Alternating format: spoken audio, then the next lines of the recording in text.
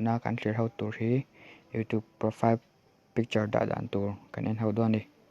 mitam tak chuan lo hretonga ma se a hreloin am takin guarantee ve rem do ni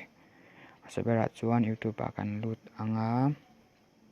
chuan a chung sir a khen kan lut ve le anga chuan ti hian your channel chi in bunga ta chuan kan lut ve le anga chuan a chung sir a bok hian kan lut ve le anga ti hian a hnuai ber mi help and feedback hi kan hmetanga chuan ti hian thil search na tur aron awmanga ta hian manage your channel icon ti kan zong do ni ti hian a chung ber aron langa ta hian kan lut anga mi kan lut zo hian ti hian aron awmanga Google account setting ti hei apola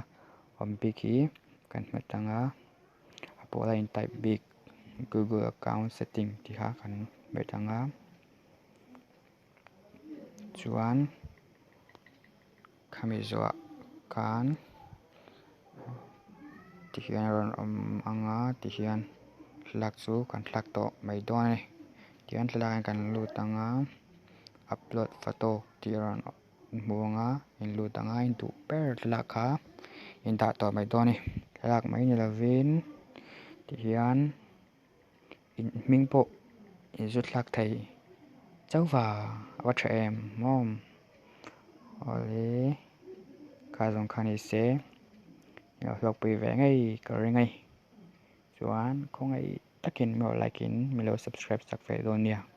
zawai in mang tha vek ole